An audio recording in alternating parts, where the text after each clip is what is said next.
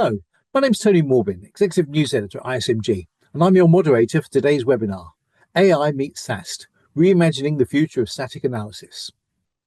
Our subject matter experts today are Saoirse Hinksmon, Senior Product Marketing Manager, Men.io, and Amir Shahmir, Senior Sales Engineer, Men.io.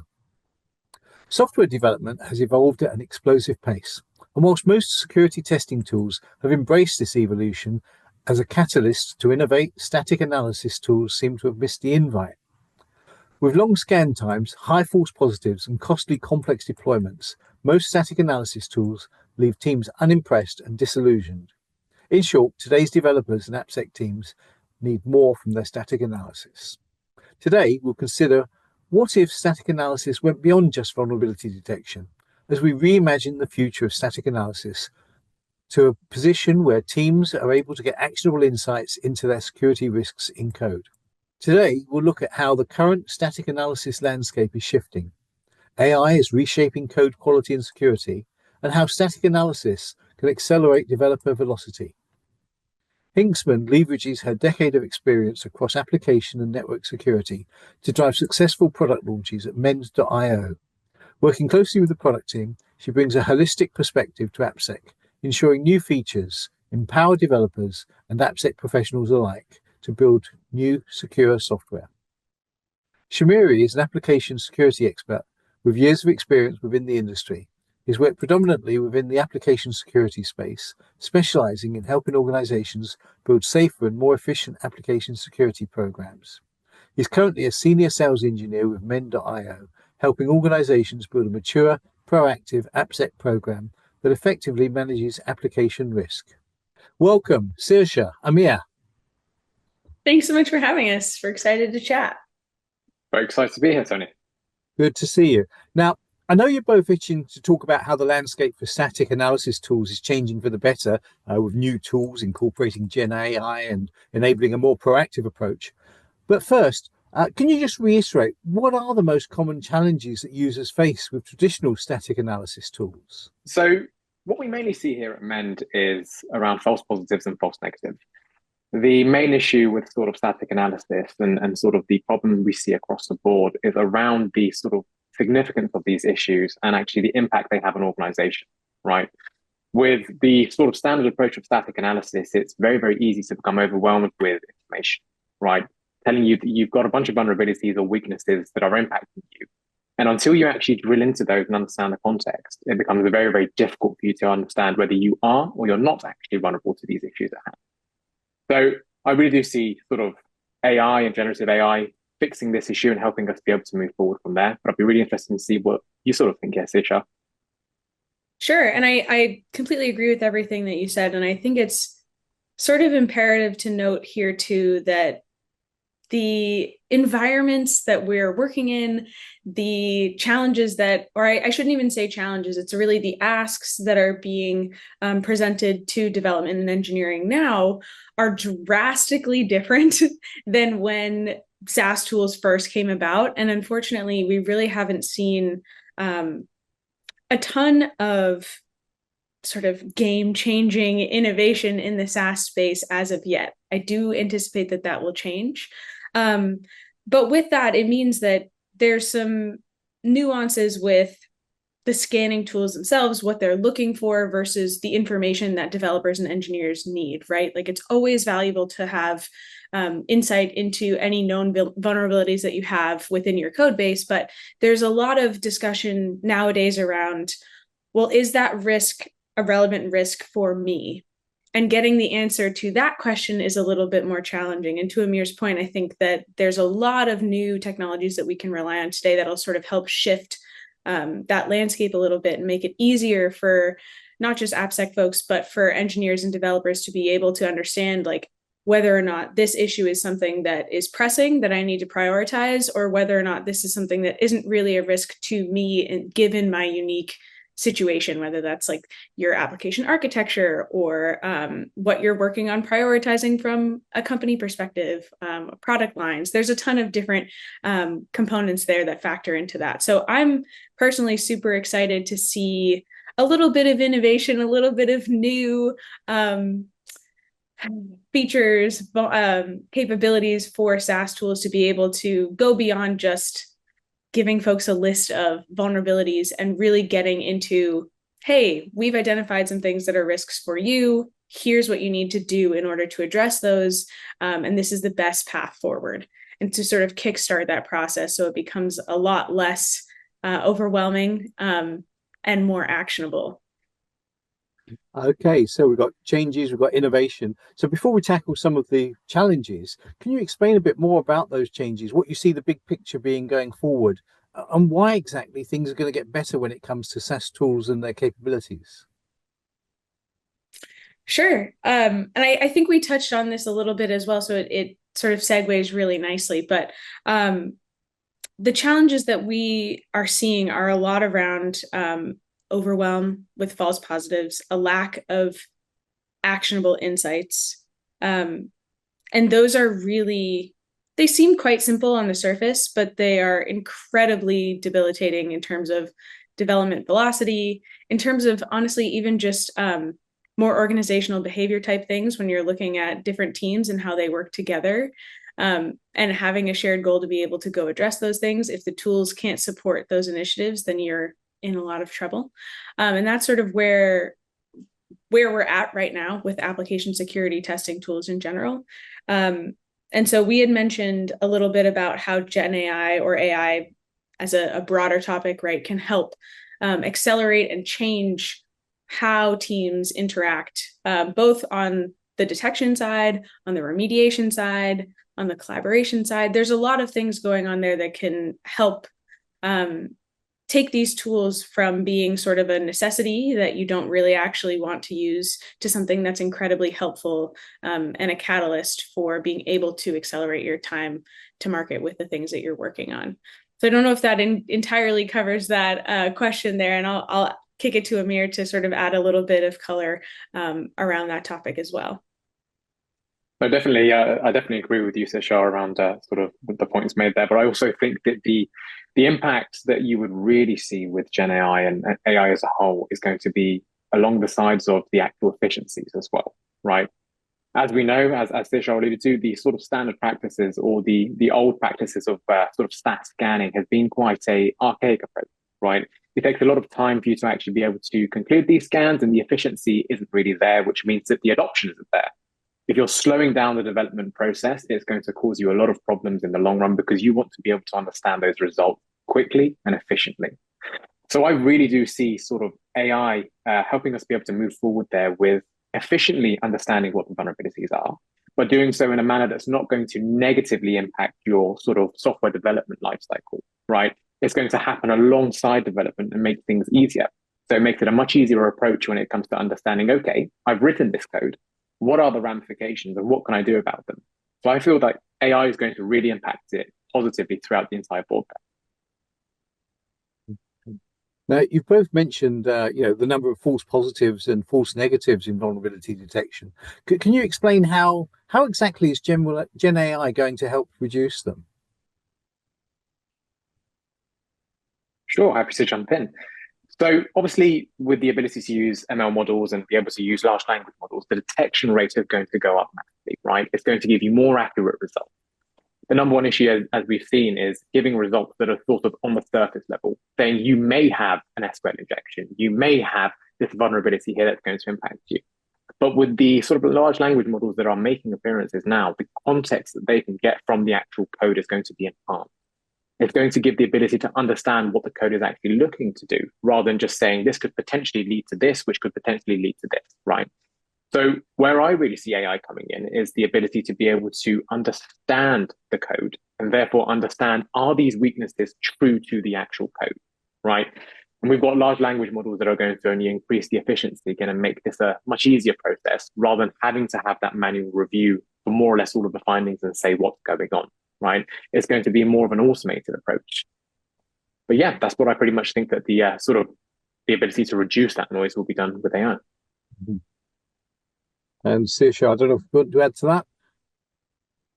No, I entirely agree. I think context is king in this case. And I've always said, especially within the last couple of years, that application security has a data problem, right? Like there's so much that we could use to be able to make our actions more efficient and effective. And I think this is a great example of that, where you can have a little bit more visibility and context around why something is a risk to you versus why something maybe isn't. Being able to sort of flag and look at the context around some of your code changes and even some of your developer behavior to understand and even sort of discover or surface things that are risks, but maybe not necessarily so clear cut as a known vulnerability. And I'm really excited to see some vendors start to integrate that to make this feedback really just actionable and interesting and stop overloading teams that are already overloaded with issues that makes it just not possible to move at the speed that they want. And to be able to be as secure as they need to be. So I'm really happy to see the convergence of those two things. And I would expect that in the next couple of months and even years, like this is going to change dramatically. So there's a lot of positive potential impact there. Okay. And how do you expect to be able to improve the detection of complex vulnerabilities that traditional tools might miss? Sure. And I think this is beyond just AI as well. I think there's a lot of changes that you'll see in the market. So a lot of folks looking now towards more of an ASPM, so application security posture management type approach, where you're not just pulling, as I mentioned, like long lists of known vulnerabilities without any subjective context to your unique role, organization, your environments, your application architecture. There's so many pieces of information there that can help you really clarify that picture. And I do think that the way that we're going to be able to give a little bit more insight there is by connecting some of those dots across the sort of broader application attack surface. So you'll see a lot of vendors in the space right now are looking to be able to correlate findings from across all different types of tools, all different types of skins, all different points in the software development lifecycle, so that when you get these issues back, you have a better full picture of what the risk actually is and why it matters, why it's important. And then from there, this is sort of right now where we're seeing a lot of AI, right, is to go into the remediation step. But from there to be able to provide a path to fix or to mitigate that isn't incredibly useless, right? Like you're taking a lot of actual unique data for them and shaping that guidance based on the paths that are available to them. Great. So we've got contextualization and we've got prioritization going on. How else can we improve the performance of static analysis tools, especially for large code bases? So I think that we could really utilize the use of custom rules here as well. Obviously, using AI to understand the context of the code and sort of manipulating the rule sets that we use to look for these traditional vulnerabilities and making sure that the sort of rule set isn't just looking for everything. It's looking for that context for this code that we've written, right? Rather than just trying to have a one-size-fits-all approach, we need to have these customizations to be able to speed up the process, try and give us the best answers efficiently, right? As we know, code bases are just growing and growing and growing. It's something that just happens as with sort of the sort of adaptation of moving forward in sort of modern day technology, right? Things are only going to get sort of larger when it comes to code bases. So by customizing these rules using AI and being able to understand, okay, based on the context that we're seeing here, what rules do I need to look for? But having that ability to be able to do that will speed things up massively, in my opinion. And we've started to answer my next question, actually, which is where can static analysis tools go beyond vulnerability detection? What other benefits can GenAI provide?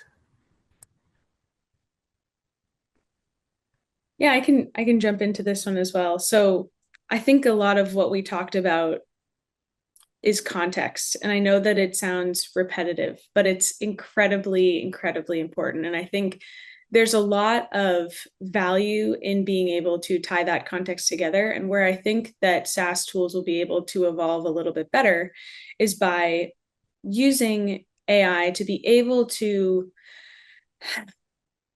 flag things that are a little bit more anomalous, that maybe like a human or somebody who's managing this program wouldn't have thought about ahead of time, but that these models will be able to say like, hey, based on all of this context, this seems like something that would add a significant amount of risk for you and your organization, and then feed that information back in real time so that they can address those issues before they get further down in the software development life cycle. So that's definitely one avenue where you can go a little bit beyond sort of what we're detecting right now, and maybe even to start getting a little bit more predictive about, I guess, like developer behavior, behavior within the organization. There's a lot of levers to be able to pull there. I think it just depends on strategically where vendors want to go with this, and that will differ too, depending on what types of teams they're trying to help, what types of problems they're trying to solve. But there's a ton of different avenues to be able to make things like, obviously, risk identification and remediation, but compliance as well is another really big challenge, and that's only going to get worse. I think there's a lot of ways that SaaS tools can incorporate some different approaches there to be able to surface insights that will help. I don't want to say make compliance easy. That's really never the case, right? But smooth that process a little bit and be able to be a little bit more proactive with what you're looking at, and a lot less manual with certain checks, to be able to streamline that process as a whole so that some of those previously rather large hindrances, right, become smoother bumps along the way. Okay. All right. Amir, do you want to add anything to that in terms of benefits? Just to agree exactly with what Saoirse said around sort of that compliance piece. Compliance is a massive sort of requirement across the board, right? Within industries, it's something that you can't forget about. And it's a very manual procedure at the moment, right? We either have an issue or we don't have an issue, and we need to verify that information. So I think that AI will really help sort of be able to understand where we stand with compliance. Are we adhering to the requirements? If we're not, why? What can we do about it? So I think that also ties into the piece of having auto remediation is available. So having not only the requirement piece where it says, well, this is the issue, but here is the actual fix to the issue at hand as well, and giving you the actual code to be able to move forward with these issues. Because it's all good to understand we've got these problems, but what can we do to move forward? And I think that's where AI really can come into play and help with the sort of remediation aspect of being able to move forward from these issues too. Yeah. Now, I understand that code quality improvement is another potential benefit.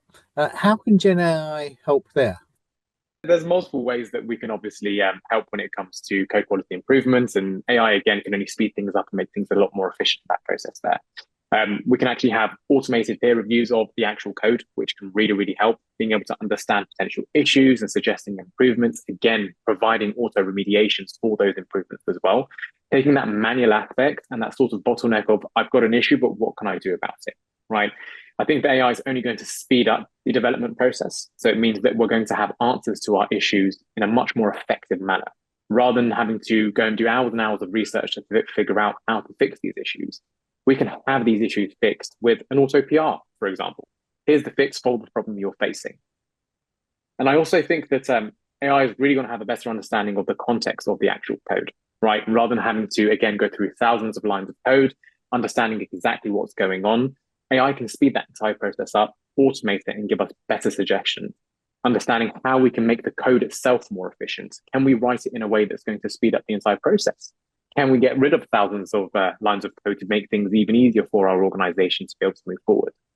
I think we can, continuously learn here from the actual code that we have and from AI to have a fantastic pairing. It's going to be a dynamic duo, right? It's going to provide development teams with so much value, with so much speed to be able to fix the issues at hand, but also make better code in the long run as well.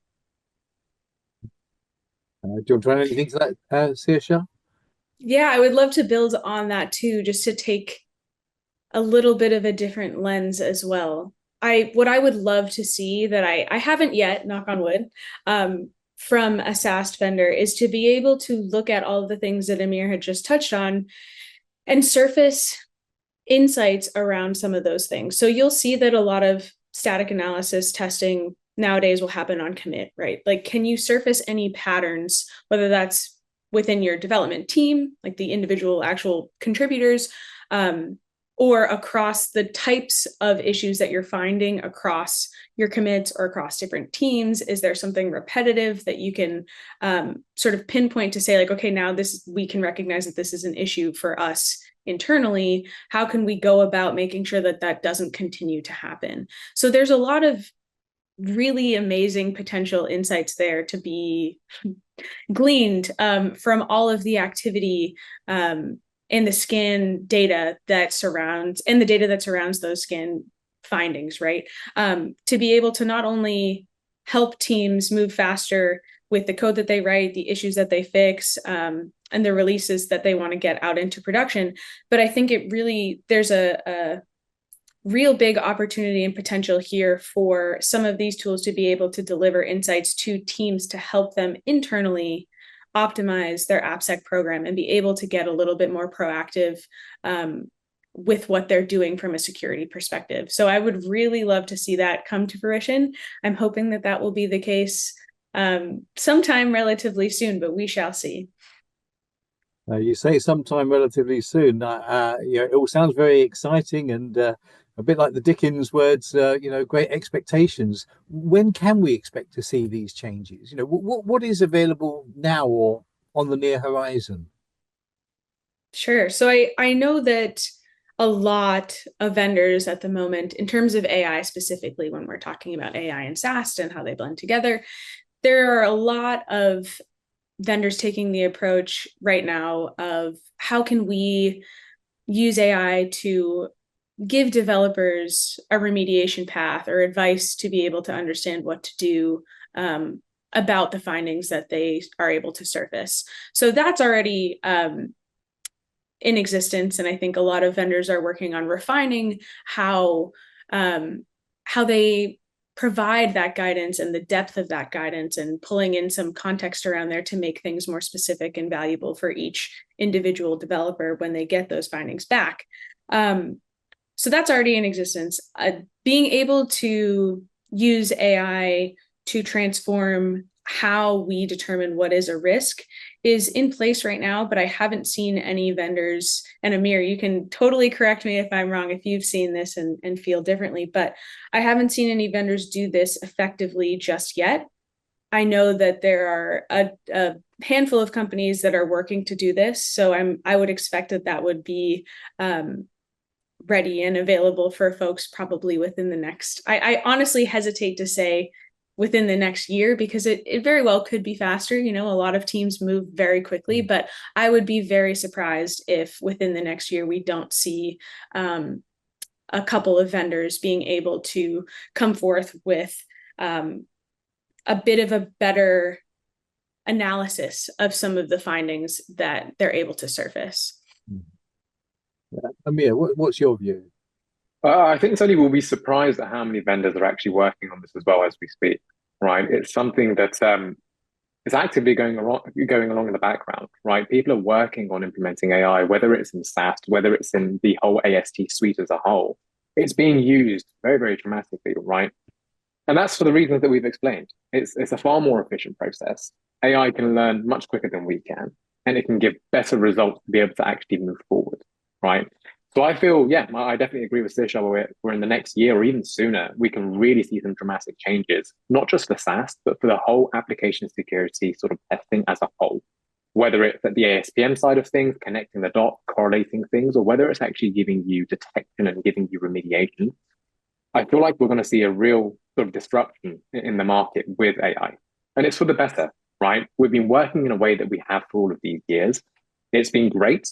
But when there are better tools to be able to make things more efficient, make things faster, it's just the logical way to move forward. So I really do feel like it's going to be a dramatic change, but it's going to be a change for the better, and it's going to be sooner than we expect. Okay. Now we've just got enough time to take a couple of questions. So first one coming in, we hear that a lot of vendors are moving to a platform approach. What's your view, and what are the benefits of your approach? Yeah, happy to take this one. I can jump in too. Go for it. Yeah. So yes, a lot of vendors are moving to more of a platform approach. You'll see some of the more typical application security testing vendors now trying to make the information that they're able to provide more valuable. And I think we talked a lot about context. I think a platform approach gives some of these vendors the freedom and flexibility to be able to connect the dots across different products, different findings, different tool sets, even too, with integrations. It makes things a lot more valuable to the end user. So I think the major drive here, at least from a value perspective or from a vision and goal perspective, especially on the men's side, right, is to be able to give developers, engineers, AppSec leaders, folks that are actively trying to reduce the organization's level of risk and who are responsible for actively executing on those tasks, right? A better, clearer path forward of what do I need to do? What is a risk for me? Why is it a risk for me? Can I understand how all of those pieces fit together? And then what do I need to go do to be able to address those things? And another benefit of that sometimes we kind of forget about, right, is what I had touched on a little bit earlier in terms of being able to take a step above and look at some of the trends going on across your organization, whether that's with a certain type of finding, whether that's within a certain pattern of behavior that continues to introduce risk into your software development lifecycle. There's a lot of data there that if you're able to break down some of those silos and let those findings be able to be brought together, it gives you a very, very valuable view of what's going on in terms of risk across your application attack surface. So you'll see things like reporting becoming a lot more valuable and richer with data. You'll see a lot of vendors are putting together dashboards so that folks who are responsible for managing their AppSec tools can easily understand at a point in time what is going on, what do I need to look at, what are areas of concern. There's a lot of benefits to be had there in terms of interoperability and how you process that data and the value that you're able to deliver to your customers to be able to make them actually be able to take their AppSec program and make it impactful and become a little bit more proactive with what they're doing rather than trying their best to tread water when there's waves and waves and waves that continue to come. Do you want to add to that, Amir? I think Saoirse covered all the points there. There's nothing more to add to a fantastic answer there. Excellent. Next question. When it comes to the quality versus security debate, if we look after code quality, why is that not enough? And specifically, why do we need static code analysis as well? So I think the whole debate of quality versus security is one as old as time, right? We think that if we are handling quality, we are inherently also handling security. But unfortunately, that's not the case, right? Yes, if you look after the quality, you reduce the risk of having security issues. But in the long run, if you are just doing code quality, you're not actually looking for security vulnerabilities or weaknesses that could impact the code. So if we're looking at something to sort of integrate into our approach, is that we need to use both. No one is better than the other. Both are trying to tackle a similar issue. But if you're using them together, it means that you've got a better sort of chance of being able to catch both weaknesses, but also making your code more efficient in the process, right? Whereas SAST will be looking for those weaknesses and saying, yep, we've got these weaknesses here. Here's where you would have security flaws. Code quality also gives you the chance to make your code perform better, right? So the two of them need to be implemented with one another. I wouldn't say one over the other. It's something that I would really recommend sort of integrating together and having that approach to be able to create secure products, but also make them more efficient and perform better in the long run too, Tony. And I'll just add to that as a previous Smart Bear employee. So code quality is a huge part of what I've worked on across my experience. And I will say that it's interesting to me that we sort of pit quality and security against one another when actually security really is a subset of quality, right? Like you can't have quality code that's insecure. And I think where the issues arise is that usually code quality tools in particular are fundamentally looking for different things.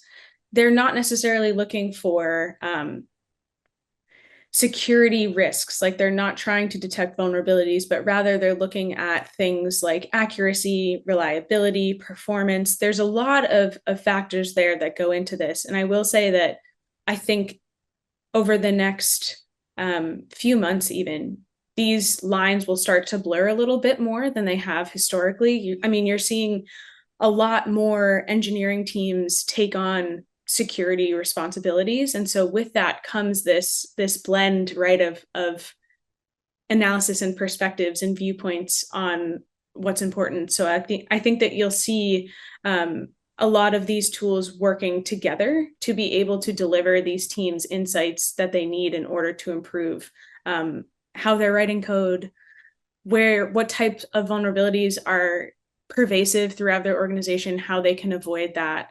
I think there's a lot of really exciting convergences that are going to happen over the next couple months that hopefully will make both developers and engineers' lives easier by being able to get that full picture, to your point, of their entire level of quality, and security is a massive part of that. So I think that both, as Amir mentioned, both are absolutely essential. They're fundamentally addressing different segments of quality or different components of what makes up a quality tool. But I think that they're absolutely necessary together. And I don't think that as engineers take on a lot more security roles, I think they're also recognizing that and understanding that like they're better together. They don't need to fight for dominance necessarily. And how you can use both quality tools and security tools together to be able to accelerate your speed will be an interesting conversation over the next couple of months. I think that's something that you'll see teams discuss about, go to analysts for information on. This is definitely something that is top of mind for folks trying to build out a better program and understand how they can optimize what they're doing already. Absolutely. I'm also hearing in other contexts people saying, security is a quality issue. And it's a differentiator for that reason. Last question.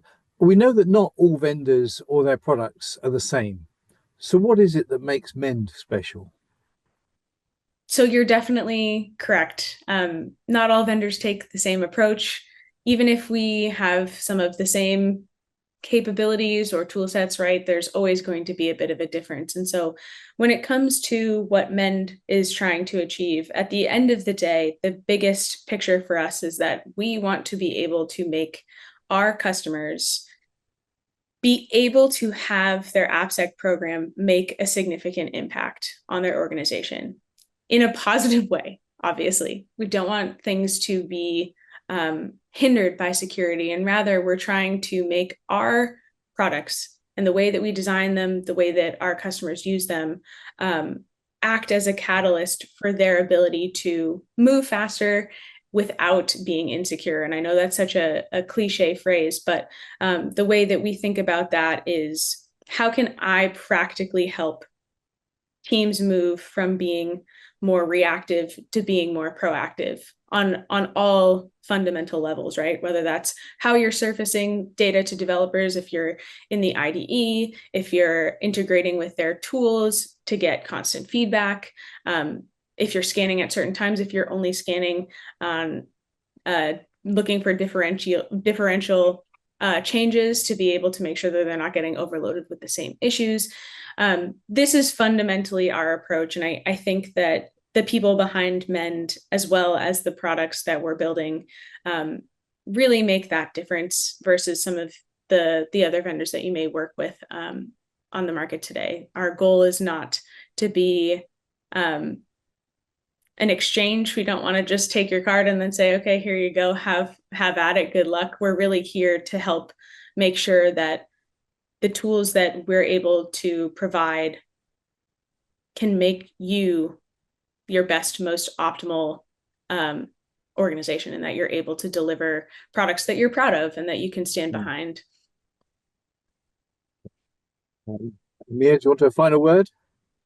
Yeah, definitely. Just to echo everything Vishal said, and just to add the fact that we are really trying to sort of reinvent how we take a look at security for applications. Right? We've had that sort of reactive approach far too long of trying to just fix issues, whether we're using them or not, and we're really trying to change that narrative to make it a risk-based approach. How is this risk going to impact our organization? How can we reduce that risk? And that's where our sort of list of integrations, we have more than 40 integrations that we have, really help you understand the context of your applications and being able to reduce that risk, but also helping you build that proactive application security program. And as Saoirse mentioned, we're not here just to throw the keys to you and run away. We are a real partner, and we do see ourselves helping our actual customers be able to have that application security program that they need to have, but not make their lives harder. Do it in a way that works for them, and obviously consult them to be able to do so. That's great. Thanks so much, Saoirse, Amir, sharing your insights and expertise today. And thanks to our sponsor, Mend.io. I also want to thank you for taking time out of your day to attend this session. And I trust that our discussion has provided some useful data points to enable your organization to address AI meeting SAST, reimagining the future of static analysis. We hope to see you again at one of our upcoming events. For Information Security Media Group, I'm Tony Morbin, and thanks again, Saoirse and Amir.